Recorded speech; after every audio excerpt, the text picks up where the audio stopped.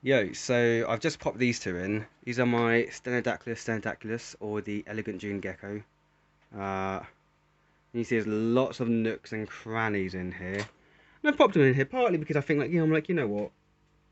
I'm not really doing anything with this cage.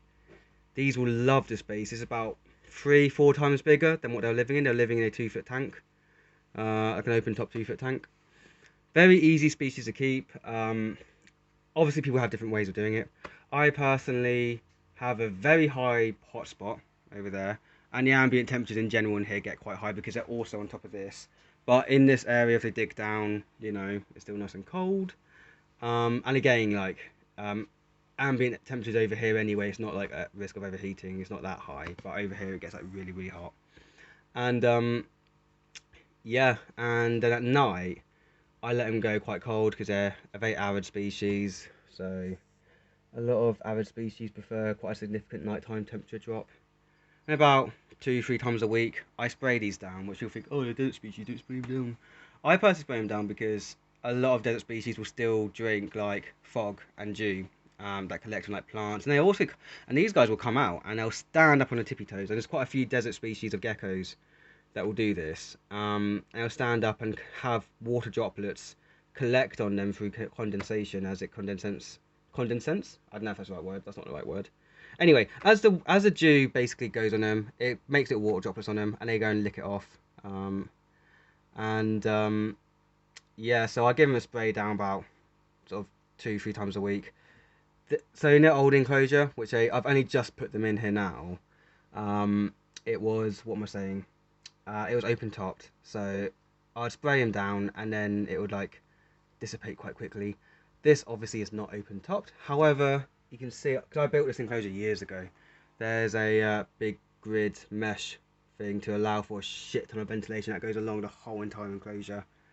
So I'm not worried about humidity build-up. And if after the first time I spray this enclosure with how it is now, because I'm used to spraying this enclosure when it used to be the garter snake in here, who's now got a bigger home, then if it's a bit too humid the first time, then I'll just, adjust my schedule. Like, it's nothing that major. Uh, but yeah, they're quite pale right now because it's night time, and so at night they go really, really pale. At day they go like really dark and mottled all over. And also because they're on top of the Barons Racer, this area the soil heats up. So I'm planning on having the eggs being able to incubate within the enclosure itself. Because this species quite likes to dig. A lot of people who breed them, which I'm not shitting on anyone. If it's how you do it, it's how you do it. If it works for you, it works for you. Whatever. A lot of people keep them on like a very thin bit of pure, dried up play sand, and they can't really dig in that. And they'll have like a little nest box, and the only humid spot for them to lay the eggs is there, so it's easy to collect the eggs. So I get why they do that. For me, I like to give them the option to do their natural behaviours, and for this species that includes a lot of digging. So my compromise instead, because in my old enclosure it was too hard to collect the eggs up, which is why people do it the other way. So my compromise is simply have them on top of this.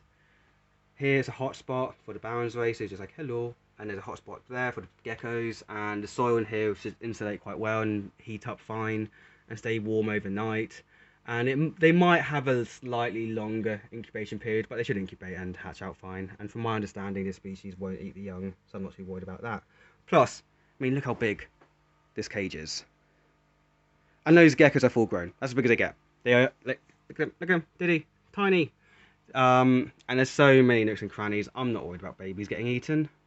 And yeah, and this is a 6% UVB light. Because these guys will come out to bask, and yeah, hopefully they enjoy it.